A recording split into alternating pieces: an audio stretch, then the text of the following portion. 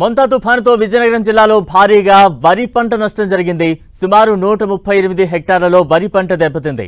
పొట్ట దశలో ఉన్న వరి పంట పలు చోట్ల నేల కొరకగా మరికొన్ని చోట్ల పూర్తిగా నీట మునిగింది. దీంతో రైతులు తీవ్ర ఆందోళన చెందుతున్నారు.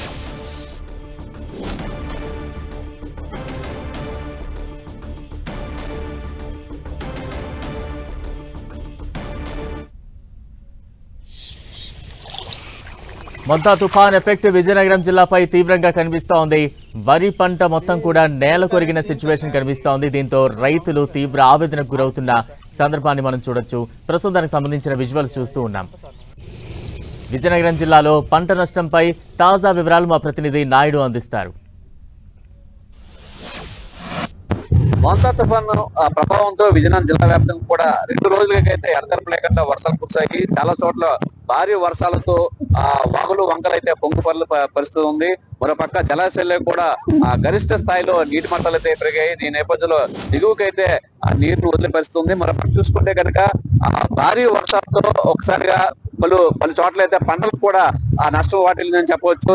ప్రధానంగా చూసుకుంటే ప్రస్తుతం అయితే ఇప్పుడు వరి పంట అయితే పట్ట దశలో ఉంది. ఈ నేపథ్యంలో చాలా చోట్ల అయితే వరి పంట అయితే కిందకు ఒరిగిపోయిన పరిస్థితి ఉంది. కొన్ని చోట్ల అయితే పూర్తిగా నీట మునిగిన పరిస్థితి ఉంది. మనం ప్రస్తుతం చూడొచ్చు విజయనగరం రూరల్ మండలంలోనైతే ఒక నరవైన గ్రామం దగ్గర అయితే ఉన్నాము. ఇక్కడైతే ప్రస్తుతం అయితే వరిచేను చూడొచ్చు. ప్రస్తుతం అయితే పూర్తిగా నీట మునిగిపోయింది.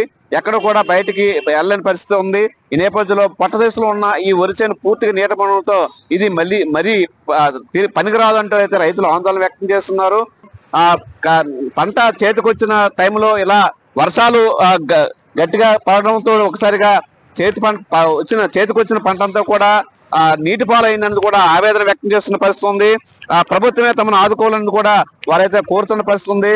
ఎందుకంటే దాదాపు 120-130 రోజులు ఈ వరి చేలకు సంబంధించి మొక్క నాటి నుంచి చేతికొచ్చే వరకు దాదాపు 3 నెలల పాటు కాల పరిమితిలో వీళ్ళైతే కష్టపడుతూ ఉంటారు. ఈ దశలో ఒకసారిగా పంట చేతికొచ్చిన పంట నీట మునిగిన పట్లయితే రైతులైతే తీవ్ర ఆవేదన వ్యక్తం చేస్తున్నారు. దాదాపు జిల్లా వ్యాప్తంగా కూడా 138 హెక్టార్లు అయితే ఈ పంట దెబ్బతిన్నట్లుగా ప్రాథమికంగా అంచనా వేశారు. ఇంకా వ్యవసాయాధికారులు అంచనా వేసే పరిస్థితులు ఉంది. నివేదిక తయారు చేసి ప్రభుత్వానికి సమర్పించే పనిలో ఉన్నారు. ఈ వర్షాలు ఇంతటితో అయితే పర్లేదు కానీ ఇంకా భారీగా కురిస్తే కనుక ఇంకా చాలా చోట్ల పంటలు దెబ్బతినే అవకాశం ఉన్నాయని రైతులు ఆందోళన వ్యక్తం చేస్తున్నారు. ఇది విజయనగరం జిల్లాలో తాజా పరిస్థితి. కెమెరామెన్ శ్రీనివాస్తో నాయుడు, 10 టీవీ, విజయనగరం జిల్లా నుంచి.